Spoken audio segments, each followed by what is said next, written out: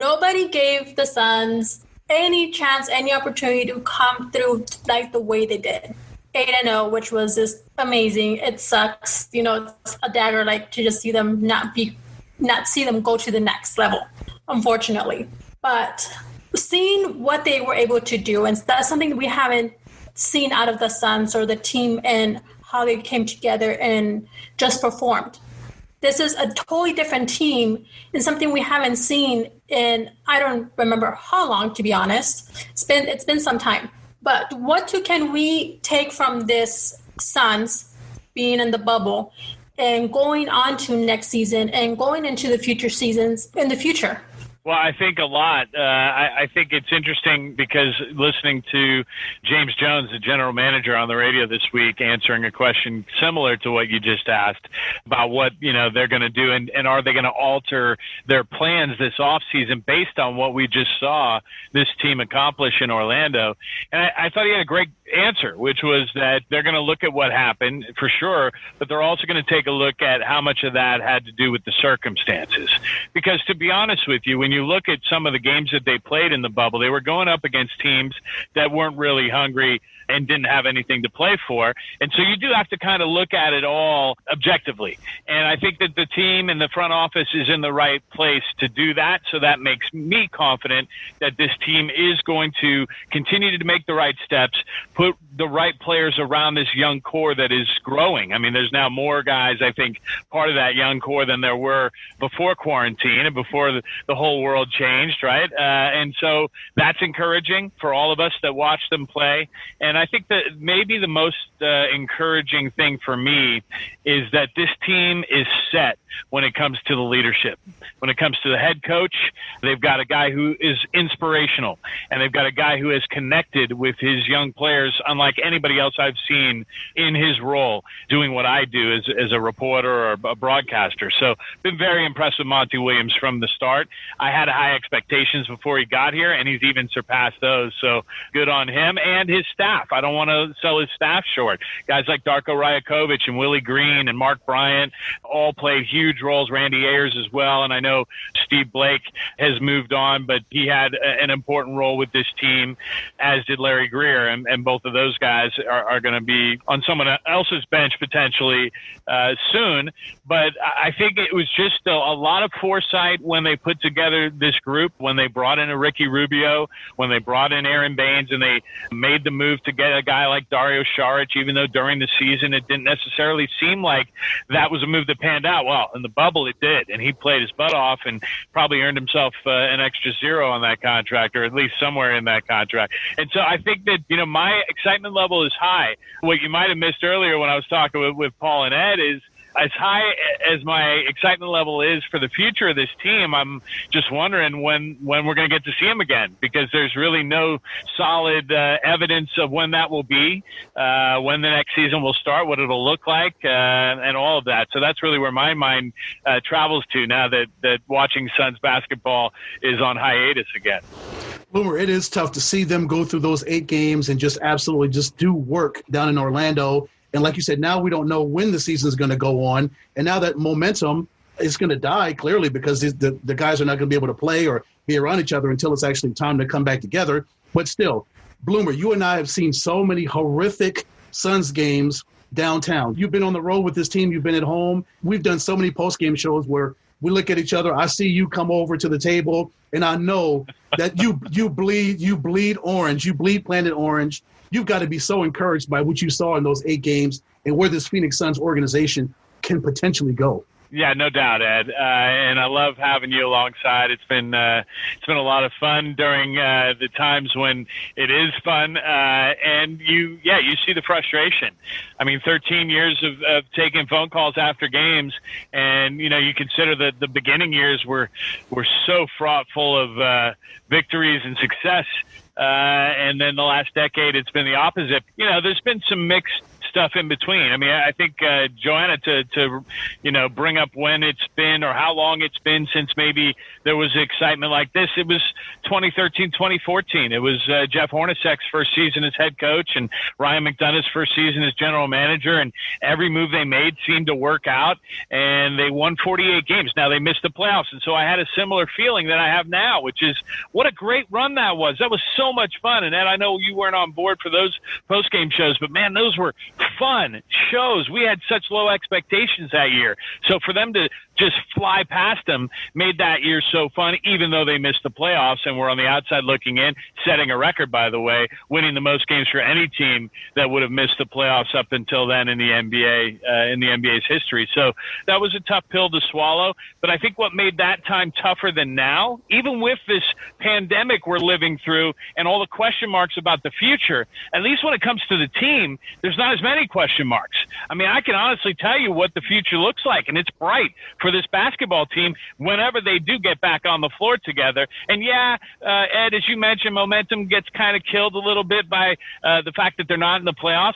But the cool thing is they're still getting some national ink. I think there's a lot of people waking up this morning and probably tomorrow as the playoffs start in the NBA going, when do the Suns play? Like, they still don't know that the Suns didn't get in. They won all 8 games. They were the talk of the bubble, right? Everybody was like, wow, look at Devin Booker, look at the Suns, look at the way they're playing. Monty Williams is the best coach, all this stuff. And then nothing, right? And then all of a sudden they're gone, and people are going to be like, wait, the Suns didn't make it? So I think there'll be kind of another reemergence of that topic of conversation for the next couple days. People around the water coolers might make it say how the NBA came up with this plan and may have failed a little bit in doing so, allowing a team to win all 8 games, to do everything they possibly could and still not advance. But the nice part is we all knew that math. We knew that math before this started, and the team knew that math. And Monty knew that. They all knew that it was feasible for them to get the job done, run the table, and still be left out. So here we are.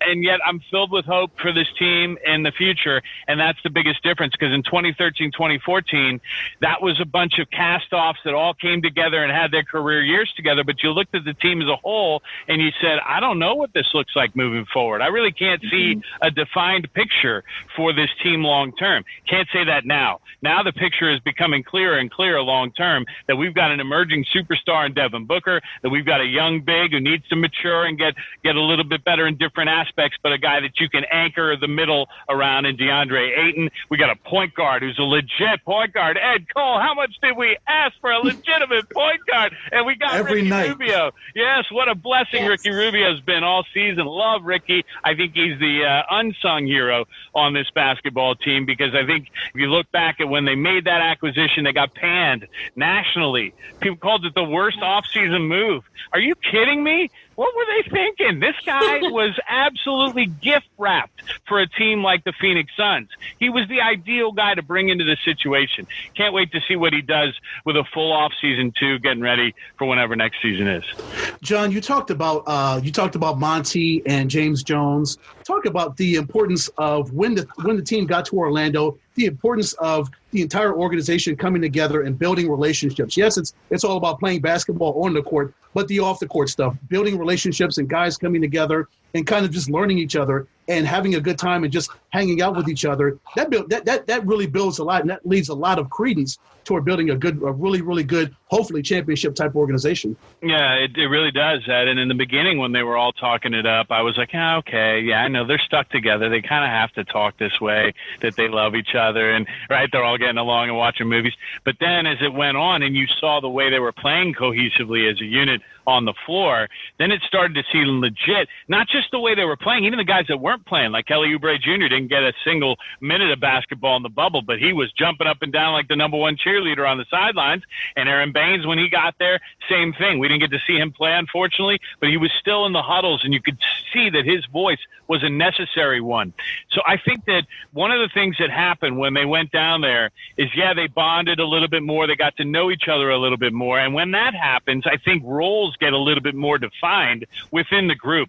And I've always been a proponent when it comes to team sports or even business. To be at peak level success, it's when everybody who's involved knows what they're asked to do and can go and execute that role, right? So those roles are clearly defined. We've gone years without this basketball team having clearly defined roles for its players.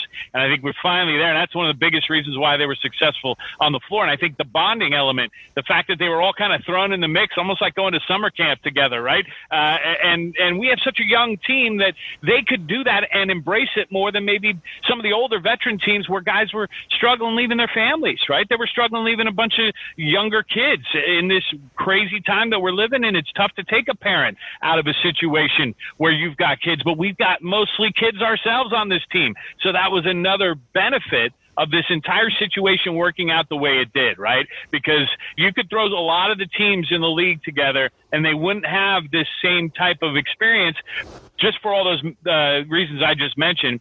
And I think it was the timing, the group, the way this group came together, the leadership, obviously, the biggest part of it. And hopefully those long-lasting effects that we all think will be the most impactful part of what we just watched these last few weeks in Orlando really do take hold, and this team is able to not look back. And then when we're doing post-game shows down the road and we're looking at when the turning point was and we're talking about, oh, man, you remember they just went to Orlando. They had no business beating some of these teams, and they won all 8 games, and then they came back the next season, and they started their string of going to 25 straight years of playoffs and winning 5 titles. Wouldn't that be fantastic? Can we just write that down right? I'm trying to speak it into existence, Johanna. That's what I'm trying to do. Yeah, and it's funny that you mentioned that because like how you're mentioning the current Suns team now, having Devin Booker and what he's become with Ricky Rubio and what you just mentioned, worst